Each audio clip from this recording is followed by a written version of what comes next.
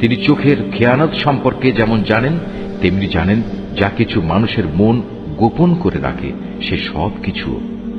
আল্লাহ তাআলা তার বান্দাদের মাঝে ন্যায় বিচার করেন, কিন্তু ওরা আল্লাহ তাআলাকে বাদ দিয়ে যাদের ডাকে তারা অন্যের ন্যায় বিচার তো দূরের কথা, নিজেদের কোনো বিচার ফয়সালাও করতে সক্ষম নয়। মূলত আল্লাহ তাআলা হচ্ছেন সর্বশ্রোতা, সর্বদ্রষ্টা। এই লোকগুলো কি আমার জমিনে ঘোরাফেরা করে না? ঘুরলে তারা দেখতে পেত এদের আগের লোকগুলোর কি পরিণাম হয়েছিল। অথচ শক্তিমত্তার দিক থেকে বলো এবং যেসব কীর্তি তারা এই দুনিয়ায় রেখে গেছে সে দৃষ্টিতে বলো, জমিনে তারা ছিল এদের চাইতে অনেক বেশি প্রবল। কিন্তু আল্লাহ তাআলা তাদের অপরাধের জন্য তাদের পাকড়াও করলেন। সে সময় তাদের আল্লাহ তাআলার গজব থেকে রক্ষা করার মতো কেউই ছিল না। এটা এই কারণে তাদের কাছে সুস্পষ্ট নিদর্শন সহ আল্লাহ তাআলার রসুলদের আগমন সত্ত্বেও ওরা তাদের অস্বীকার করেছিল। অতঃপর আল্লাহ তাআলাও তাদের এজন্য ভীষণ শাস্তি দিলেন। তিনি খুবই শক্তিশালী, শাস্তি দানেও তিনি কঠোর। আমি আমার আয়াত ও সুস্পষ্ট দলিল প্রমাণ সহ মূসাকে পাঠিয়েছিলাম। তাকে পাঠিয়েছিলাম ফেরাউন, হামান ও কারুনের কাছে।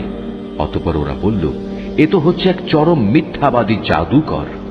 অতঃপর যখন সে আমার কাছ থেকে সত্য দিন নিয়ে তাদের কাছে এলো, তখন তারা বলল, যারা তার সাথে আল্লাহ তাআলার উপর ঈমান এনেছে তাদের পুত্র সন্তানদের তোমরা হত্যা করো এবং শুধু তাদের কন্যাদেরই জীবিত রাখো।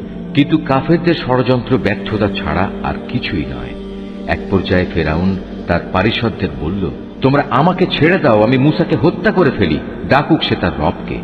আমি আশঙ্কা করছি সে তোমাদের গোটা জীবন ব্যবস্থায় পাল্টে দেবে এবং এই জমিনেও নানা রকমের বিপর্যয় ঘটাবে।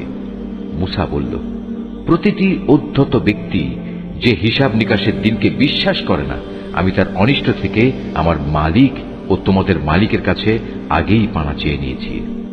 একজন মোমেন ব্যক্তি যে ছিল স্বয়ং ফেরাউনের গোত্রেরই লোক এবং যে ব্যক্তি নিজের ঈমান এতদিন পর্যন্ত গোপন করে আসছিল, সব শুনে সে বলল, আচ্ছা, তোমরা কি একজন লোককে শুধু এজন্যই হত্যা করতে চাও যে ব্যক্তি বলে আমার মালিক হচ্ছেন আল্লাহ তাআলা, যদিও সে তোমাদের মালিকের কাছ থেকে সুস্পষ্ট দলিল প্রমাণ সহই তোমাদের কাছে এসেছে?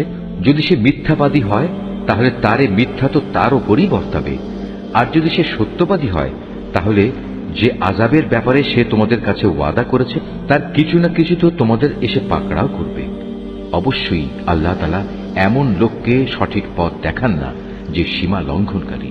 আমাদের এই সহজ সরল বাংলা অনুবাদ কোরআন মজিদটি সংগ্রহ করতে শরীফুল আর্ট অফ নেচার পেজে মেসেজ করুন অথবা স্ক্রিনে দেওয়া নম্বরে হোয়াটসঅ্যাপে যোগাযোগ করুন।